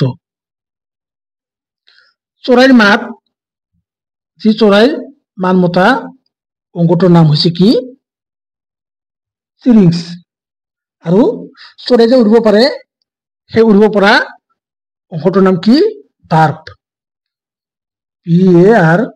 বাৰ্ব মানে কি তাত গেছ সোমাই কাৰণে উৰিব পাৰে আৰু আমাৰ যি মাটিত থকা চৰাই যি আমি খাওঁ এই চৰাইবোৰে কি কৰিব পাৰে উৰিব নোৱাৰে বেছি তাৰপিছত লাইষ্টমক কি কোৱা হয় কশাংগসমূহৰ আনুঘাতী মোনা বুলি কোৱা হয় উদ্ভিদ কোষৰ প্লাষ্টিড সাৰ সংশ্লেষণ হয় উদ্ভিদ কোষ যি আছে এই উদ্ভিদ কোষৰ প্লাষ্টিডত কি হয় সাৰ সংশ্লেষণ হয় আৰু ৰাইবোজোমবোৰৰ মুখ্য কাম হৈছে কি আমাৰ প্ৰটিন সংশ্লেষণ কৰা উদ্ভিদ কোষবোৰ গঠন হোৱা মুখ্য পদাৰ্থবিধ হৈছে কি সেলুলোজ ইয়াত কি হ'ব বৰ পিলিৰমৰ পৰা সংবহন কলা কি হয় সৃষ্টি হয় তেজ হৈছে এবিধ কি সংবহন কলা শৰীৰৰ আটাইতকৈ কঠিন কলাবিধ হৈছে কি কংকাল কলা পৰাগৰেণু পৰাগস্থলীত উৎপন্ন হয় সেউজীয়া উদ্ভিদে সাৰ সংশ্লেষণ কৰে আৰু আমি প্ৰথমতে আলোচনা কৰিছিলো যি গ্ৰীণ প্লান্ট যি কৰে প্ৰসেস অফ যি ফটোসিনথেসিস আছে তাৰ জৰিয়তে কি কৰে নিজৰ খাদ্য নিজে প্ৰস্তুত কৰে ইজ অন ফুড দেহৰ বৃহত্তম গ্ৰন্থিটো হৈছে কি যকৃত ইনসুলিন হৰমনৰ অভাৱত মধুমেহ ৰোগ হয় ৰঞ্জন ৰশ্মি ফটন কণাৰে গঠিত কি কণাৰে ফটন কণাৰে গঠিত পেৰাচুট বনাবলৈ নাইলন কাপড় ব্যবহাৰ কৰা হয় যে প্যাৰাশুট এই প্যাৰাশুট বনাবলৈ কি কৰা হয় নাইলন কাপড় ব্যবহাৰ কৰা হয় মোমৰ গলন হৈছে ভৌতিক পৰিৱৰ্তনৰ এটা উদাহৰণ আমি যে অলপ আগতে পাইছিলো ভৌতিক আৰু ৰাসায়নিক পৰিৱৰ্তন ই হৈছে এটা উদাহৰণ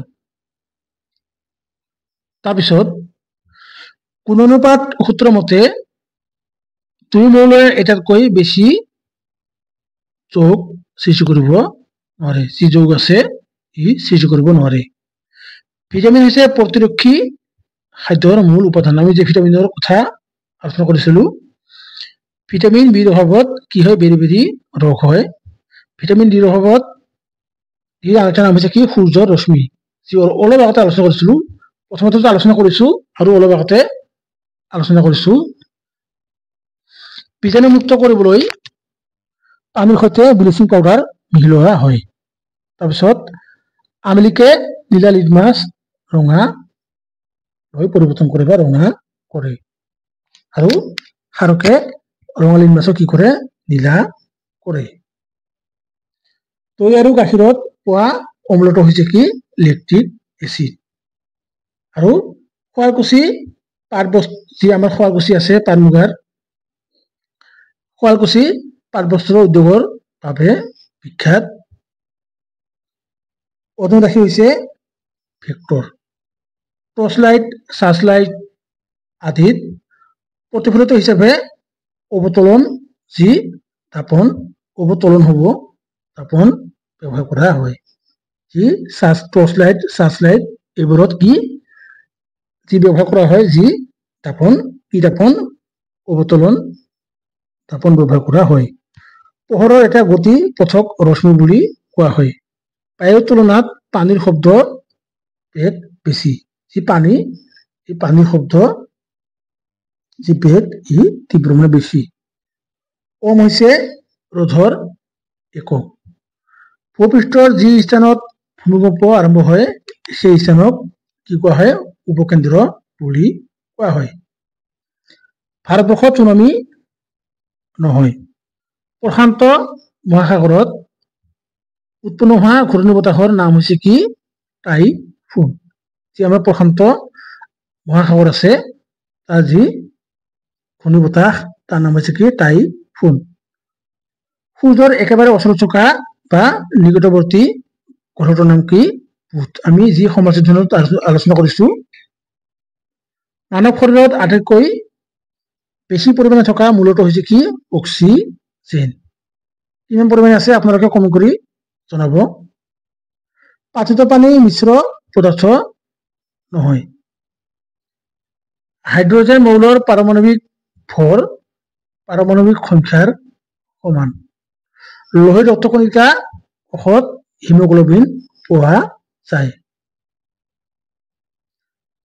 গোটা মাধ্যমত শব্দৰ বেগ সৰ্বোচ্চ হয় আৰু কি আছিল অলপ আগতে পানীত সাইলেম এটা উপাদান সাইলেমৰ যি এটা উপাদান হৈছে কি ট্ৰেকিং বা নলিকা হিষ্টলজিত অনুবীক্ষণিক গঠন সম্পৰ্কে অধ্যয়ন কৰা হয় তৃণভোজীত আটাইতকৈ দীঘল পাচন নলী পোৱা যায় এইবোৰ হৈছে একোটা পৰীক্ষাত অহা প্ৰশ্ন প্লাষ্টিক অংশই খাদ্যক কি হয় শ্বাসনলীৰ সমূহত বাধা দিয়ে দুটা হৈ আছে খাদ্য হৃদযন্ত্ৰৰ আৱৰি ৰখা আৱৰণ হৈছে কি পেৰিকাৰ্ডিয়াম মানৱ দেহৰ যকৃতত এনিমিয়া ইউৰিয়ালৈ ৰূপান্তৰিত হয় মানৱ দেহৰ কাণত থকা আমাৰ যি মানৱ দেহ কাণত থকা ক্ষুদ্ৰতম হাড় টুকুৰা হৈছে কি স্টেপছ চকুৰ মায়োপিয়া ৰোগ এই মায়োপিয়া হৈছে কি লাৰ্নিং ডিসঅৰ্ডাৰ এই চকুৰ মায়োপিয়া আঁতৰাবলৈ ব্যৱহাৰ কৰা চশমা হৈছে কি অৱতলন লেন্স ভাইৰাছত থকা নিউক্লিক এসিড হৈছে ডিএনএ আৰু আৰএনএ তাৰপিছত টাইফয়েড ৰোগৰ বীজাণু হৈছে কি সালমনেলা যান বাহনত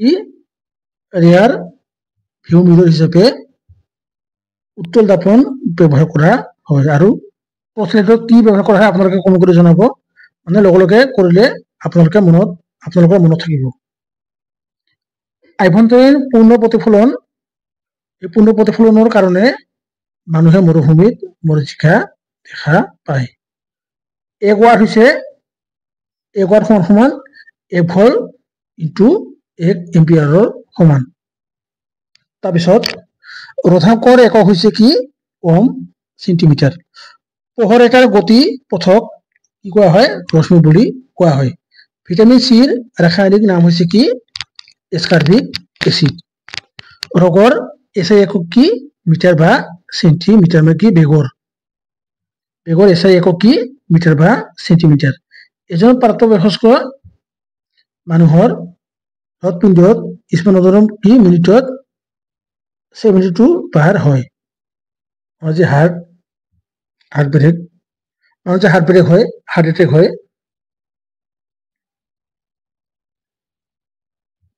তাৰপিছত ইম্পৰ্টেন্ট এমসিকিউ জাপানত হোৱা মিলিমিটাৰ ৰোগ কি হৈছিল জল প্ৰদূষণৰ কাৰণে হয় ভাৰতত সেউজ বিপ্লৱৰ পিতৃ হৈছে কি ডক্টৰ এম.এছ.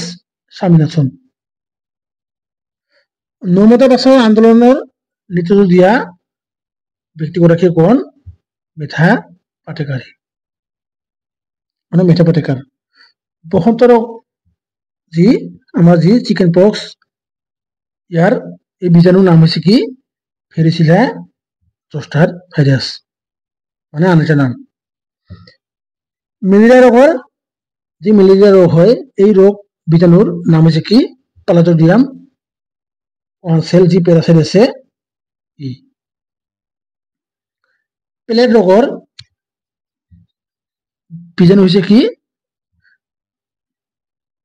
পেস্টিওৰেলা পেস্টি কুষ্ঠ ৰোগৰ বীজাণুৰ নাম কি মাইক্ৰোবেক্টেৰিয়াম লিপিডি কলেৰা ৰোগৰ বীজাণুৰ নাম কি ভিভিডিঅ কলেৰি এই বীজাণুৰ কাৰণে কি হয় সোয়াইন ফ্লু ৰোগ হয় 1884 চনত কি কৰিছিল 1884 চনত পৰিৱেশ সুৰক্ষা আইন প্ৰণয়ন কৰা হৈছিল আপোনালোকে আইনবোৰ চাব আইনবোৰত কি হয় সায়েন্সৰ প্ৰশ্ন আহে আৰু মানে পৰিৱেশ অটোমেটিক কি হয় পৰিৱেশৰ লগত জড়িত যি আমাৰ সিলেবাসত আছে তাৰপিছত 1980 চনত কি হৈছিল বন সুৰক্ষা আইন প্ৰণয়ন কৰা হৈছিল আৰু জৈৱ বৈচিত্ৰ্য আইন 2003 চনত প্ৰৱৰ্তন কৰা হৈছিল এতিয়া আপোনালোকে চাব এইখিনি হৈছে সি টেটৰ নোটস এইখিনিও পৰীক্ষাত আহিব পাৰে কিয়নো ইয়াত কি unit 1 water fresh water salty water তাৰপিছত ডেড সি আৰু বিৰুনি নহয় আৰু এইখিনি সি টেটৰ কিন্তু এইখিনি হৈছে আমাৰ গুৰুত্বপূৰ্ণ যদি চাও পৃথিৱীৰ মুঠ পানীৰ 97.5% পানী সাগৰ মহাসাগৰত অৱস্থিত আৰু 2.25 হৈছে ফ্ৰেছ ওয়াটাৰ যাক আমি খাওঁ ফ্ৰেছ ওয়াটাৰৰ আকৌ কি 60% যি এখিনি পানী আছে এই পানীখিনিৰ ফ্ৰেছ ওয়াটাৰৰ 60% হৈছে এনে পানী যি গ্লেচিয়াৰত 30% হিচাপে আছে আৰু কাৰেণ্ট ওয়াটাৰত 10% আৰু লেক ৰিভাৰ আদিত আছে কি পাৰ্চেন্ট 10% মানে কিমান পানী আমি খাওঁ মানে সামান্য যি পাৰ্চেন্ট ইয়াত প্ৰশ্নখিনি চাব নালাগে তথাপি আপোনালোকৰ সুবিধাৰ্থে কৈ দিছো fresh water available on the earth is very little out of the total fresh water available which of the following hold the maximum percentage of the total fresh water iman 60%. Consider the following statement A, B and C on the water as a resource and choose the correct option. এবার সাবধান লাগে তথাপি only 2.2% of the earth water is fit to human use ঠিক আছে তাৰপিছত water can either to be either subtracted from earth can be either to be created not destroyed তাৰপিছত ইটো okay আছে আৰু water is a renewable resource ইয়াৰ পৰা প্ৰশ্ন আহিছিল সিটেটত প্ৰশ্নটো আহিছিল আৰু যি ৰিনিউৱেবল নন ৰিনিউৱেবল ৰিসোৰ্স ইয়াৰ পৰা প্ৰশ্ন আহে যি পানী তাৰপিছত আমাৰ যি গছ-গছনি তাৰপিছত কয়লা এইবোৰৰ পৰা প্ৰশ্ন আহে এইবোৰৰ ভিডিও লৈ আহিম তাৰপিছত ৱৰ্ল্ড ৱাটাৰ ডে অলপ আগতে আলোচনা কৰিছোঁ in 1993 for the first time celebrated the World Water Day on 2nd March মানে কি 22 March source of hot water যি গৰম পানীৰ স্ৰোত আছে হিমাচল প্ৰদেশৰ মাইক্ৰনত আছে ইয়াক নেচাৰেল গ্লেচিয়াৰ বুলি কোৱা হয় মানে কি নেচাৰেল গ্লেচিয়াৰ বুলি কোৱা হয় এগ্ৰিকালচাৰ অফ এইবোৰ নালাগে ফৰেষ্ট অফ ইণ্ডিয়া ভাৰতত 28% জংঘলে কি কৰি আছে আৱৰি আছে ভাৰতে পৃথিৱীৰ ভিতৰত দশম স্থান অধিকাৰ কৰিছে জংঘলৰ ক্ষেত্ৰত আৰু এছিয়াৰ ভিতৰত ভাৰত হৈছে কি চতুৰ্থ স্থান অধিকাৰ কৰা দেশ কি ভাৰত আৰু এছিয়া মানে এছিয়াৰ ভিতৰত চতুৰ্থ আৰু পৃথিৱীৰ ভিতৰত কি দশম স্থান অধিকাৰ কৰিছে কোনে ভাৰত আমাৰ দেশী আৰু আমাৰ দেশৰ অৰুণাচল প্ৰদেশ হৈছে ভাৰতৰ আটাইতকৈ বেছি জংঘল থকা ৰাজ্য আৰু ভীমসং পঞ্চায়ত or চিলনি পঞ্চায়ত is located to হৰগুটি এইটো নালাগে তৰুণ ভাৰত সংঘ ইম্পৰ্টেণ্ট হয় তৰুণ ভাৰত সংঘ ইয়াত কি সংঘ তৰুণ ভাৰত সংঘ is an organization that works for the conserving of water in 1975 in Rajasthan led by Rajendra Singh. He was also known as Waterman of India. Waterman of India বুলি কাক কোৱা হয় ৰাজেন্দ্ৰ সিংক কিয় পানী সংৰক্ষণ কৰাৰ কাৰণে আপোনালোকে এইখিনি লিখি ল'ব ৱাটাৰমেন অফ ইণ্ডিয়া বুলি কাক কোৱা হয় ৰাজেন্দ্ৰ সিংহক পৃথিৱীৰ জলভাগৰ শতকৰা 97% পানী মহাসাগৰত আছে মানে সাগৰ মহাসাগৰত আছে পানী হৈছে নৱীকৰণযোগ্য সম্পদ ই ৰিনিউৱেবল আৰু নন ৰিনিউৱেবল ৰিসোৰ্স সৌৰ শক্তি ব্যৱহাৰ কৰিলে প্ৰদূষণ নহয় শিৱকো আন্দোলন 1973 চনত কি হৈছিল উত্তৰাখণ্ডত এটো যি কোটা দিয়া আছে এইটো নহয় এটো শুদ্ধ হয় এটো মানে বেলেগে নৰ্থখন পঢ়িব নিছিল এই আন্দোলনত নেতৃত্ব দিছিল সুন্দৰলাল কি বহুগুণা কিমান চনত 1973 চনত মেৰুৰ বৰফ আৰু হিমবাহত আটাইতকৈ বেছি পৰিষ্কাৰ পানী পোৱা যায় আৰু ইয়াত যি চিটেটৰ নোটছ ইনক্লুড কৰিছো কিয়নো এই পানীৰ লগত ৰিলেটেড কাৰণে যিখিনি মোৰ এই লেটেষ্ট চিটেটৰ নোটছ এইখিনি ইয়াৰ ওপৰত ইনক্লুড কৰিছো আৰু তলত ইনক্লুড কৰা আছে সৌৰ শক্তি ব্যৱহাৰ কৰিলে কি হয় প্ৰদূষণ হয় নে নহয় নহয় শিৱকো আন্দোলন এইখিনি কলো মেৰুৰ বৰফ আৰু হিমবাহত আটাইতকৈ বেছি পৰিষ্কাৰ পানী পোৱা যায় তাৰপিছত তৰপ পদ্ধতিৰ সহায়ত পাহাৰ অঞ্চলত ভূমিস্খলন কম হয় ধোঁৱা আৰু কুঁৱলী সংমিশ্ৰণক কি বুলি কোৱা হয় স্মগ বুলি কোৱা হয় ওজন স্তৰ ট্ৰপোস্ফিয়াৰত কি হয় অৱস্থিত আমি ওজন স্তৰৰ ওপৰত আলোচনা কৰিছো ওজন স্তৰ ধ্বংসৰ কাৰণ হৈছে কি ক্লৰ'ফুলৰ কাৰ্বন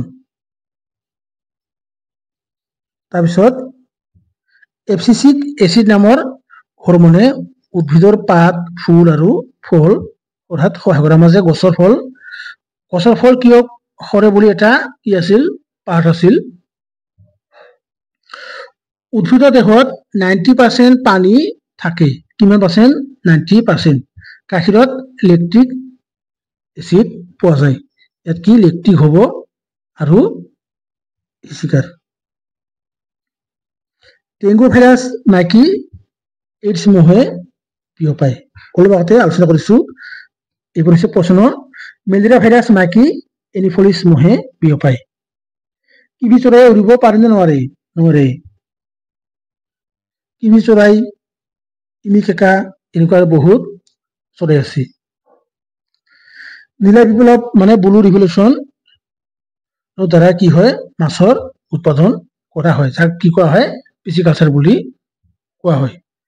পলিথিনৰ জৈৱ অৱনমন যি অৱনমন নঘটে। ভূ উত্তাপৰ কাৰণ হৈছে বায়ু প্ৰদূষণ। যি ভূ উত্তাপ ইয়াৰ মূল কাৰণ হৈছে কি বায়ু প্ৰদূষণ। বায়ু প্ৰদূষণ হলে ভূ উত্তাপ বৃদ্ধি হয়। অম্ল বৰষুণৰ পানীৰ পিএইচ মানে পিএইচৰ ভেলু বা পিএইচৰ মান হৈছে কি 5.6তকৈ মানে বেছি হ'ব নালাগে। মানে অম্ল বৰষুণৰ পানীৰ পিএইচৰ মান 5.6তকৈ বেছি হ'ব নালাগে। তাৰপিছত ব্ৰঞ্জত চিউ আৰু এচিন ধাতু থাকে। তাৰপিছত এতিয়া আহিছো চিটাৰত অলপ আগতে যে কৈছিলো national park of India and there state and diversity in India diversity এইখিনি ইয়াত ইনক্লুড কৰা নাই কিয়নো নালাগে, মানে জিকে কাৰণে লাগে যদি ইয়াত যিহেতু সায়েন্সৰ। ইয়াত আপোনালোকে মনত ৰাখিব Jim Corbett national park is the oldest and first national park in India is located in Uttarakhand. Kanha national park located in Rajasthan. Kaziranga national park এইখিনি নকওঁ, আপোনালোকে জানে আমাৰে। টি national park located in Gujarat. Rajaji national park located in Uttarakhand মানে Uttarakhand. The largest number of tiger reserve ক'ত আছে মধ্য প্ৰদেশত। Maximum number of national park in MP in our country. আমাৰ ভাৰতৰ ভিতৰত আটাইতকৈ বেছি ৰাষ্ট্ৰীয় উদ্যান থকা ৰাজ্যখন কি MP। ইম্পৰ্টেণ্ট টপিকস অলপ আগতে যে মানে প্ৰথমতে যে আলোচনা কৰিছিলো যি আমাৰ মানে বতাহ ডক্টৰ জাকিৰ হুছেইন বলহট এণ্ড বলকট কি চেপ্টাৰ ৰিজন বাই আমাৰ ফৰ্মাৰ যি প্ৰেচিডেণ্ট জাকিৰ হুছেইন ই কি কৈছিল air coming out of the mouth আমাৰ যে মুখৰ পৰা বায়ু কি কৰে ওলাই আহে বতাহ ওলাই আহে কেন বি কট অৰ হট ঠাণ্ডা হ'ব পাৰে কি হ'ব পাৰে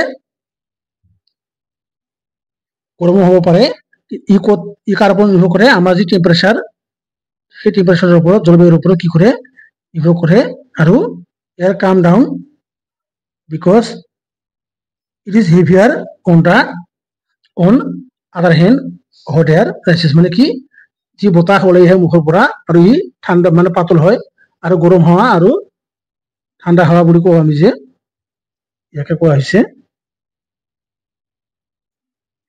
আৰু এপিকো movement 1983 it is a part of Sipco movement known as Karnataka in Epico movement led by Panduram Hegde।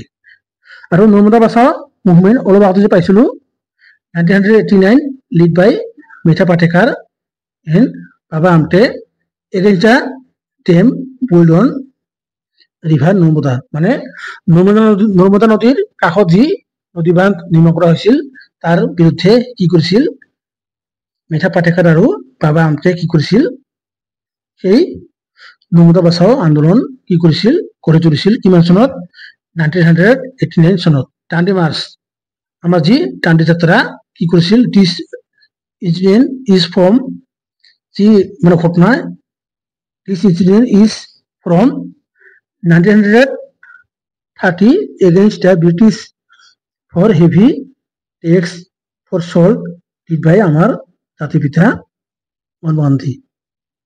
তাৰপিছত তাজমহল আমাৰ যি তাজমহল এই তাজমহল সৌন্দৰ্য প্ৰভাৱিত হোৱা প্ৰদূষণ হৈছে কি বায়ু প্ৰদূষণ। বায়ু প্ৰদূষণৰ ফলত কি হয় তাজমহলৰ যি সৌন্দৰ্য ই প্ৰদূষিত হয়। আৰু আপোনালোকে নেটত চাৰ্চ কৰিব তাজমহলৰ বিষয়ে সম্পূৰ্ণ তথ্য লাভ কৰিব। গৰু গাখীৰত প্ৰচুৰ পৰিমাণে ভিটামিন এ থাকে। বাঘসাজী কণীৰ পৰা সাবিত হৈছে কি ৰোজা ফিটি। কাছৰ জীৱনকাল সৰ্বাধিক কাছে বহুদিন ধৰি জীয়াই থাকিব পাৰে। পৃথিৱীৰ আটাইতকৈ ডাঙৰ ফুলবিধ হৈছে কি ৰাফেলেচিয়া ক'ত পোৱা যায় আমাৰ ভাৰতৰ নাগালেণ্ডত। হামিং বাৰ্ড চৰাই এই চৰাইৰ কণী আটাইতকৈ সৰু উৎপক্ষীৰ আটাইতকৈ ডাঙৰ কি উৎপক্ষী হৈছে আটাইতকৈ ডাঙৰ এজন প্ৰাপ্তবয়স্ক মানুহে দিনত ন্যূনতম ২২৪০ কেলকৰি খাদ্য গ্ৰহণ কৰিব পাৰে টেনচেলিয়ে পৰিস্থিতি তন্ত্ৰ নামটো দিছিল যি টেনচেলি মানে কি টেনচেলি আছিল কি এজন ইকোলজিষ্ট ব্ৰিটিছ ইকোলজিষ্ট ই কি কৰিছিল ইয়াৰ নাম আছে কি জৰ্জ টেনচেলি আৰু ই কি কৰিছিল 1935 চনত কি কৰিছিল এই পৰিস্থিতি তন্ত্ৰ নামটো দিছিল আমাৰ যি পৰিস্থিতি তন্ত্ৰ আছে আৰু ভূপাল গেছ দুৰ্ঘটনা যি হৈছিল আমি যে প্ৰথমতে আলোচনা কৰিছিলো 1984 চনত সেই গেছটোৰ নাম হৈছে কি সেই গেছটোৰ নাম হৈছে কি MIC বুলি কয় ফুল ফৰ্ম গতিকে আৰু আছে কি ৰাষ্ট্ৰীয় উদ্যান মানে ৰাষ্ট্ৰীয় উদ্যানৰ কি নেশ্যনেল পাৰ্ক এইখিনি ইয়াৰ পৰা প্ৰশ্ন আহিছিল এইখিনি আৰু বেছি বহলাই নকওঁ কিয়নো আপোনালোকে এইখিনি কিতাপত পাব নাইবা ইয়াত যদি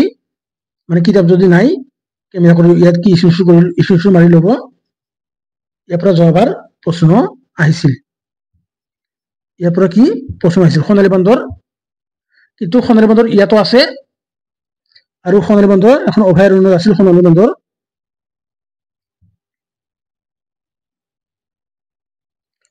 আছিল কিন্তু ইয়াত যি প্ৰশ্ন মানে যদি প্ৰশ্নটো 2024 চনতে আহিছিল কিন্তু প্ৰশ্নটো কনফিউজ হৈ আছিল বহুতে মানে অপচন মানে খেলিমেলি কৰি দিয়া হৈছিল মানে যদি আছিল মানে এখন ৰাষ্ট্ৰীয় উদ্যান থাকে তাহলে এইটো শুদ্ধ যদি আছিল এখন অভয়াৰণ্য থাকে তাহলে ই শুদ্ধ